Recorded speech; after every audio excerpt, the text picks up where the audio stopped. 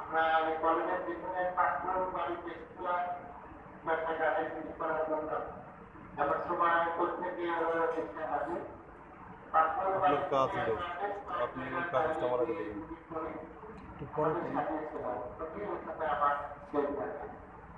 তো আমি নারদ ভক্তি বলেছে গড়ার আবার পিছিয়ে পড়া মনে এসে আমার পায় আমি মনে করি আমাদের মাঝে আছে মাঝে থাকবে সকলে ভালো থাকবে এভাবেই সাংবাদিক সমাজ মিলেমিশে এগিয়ে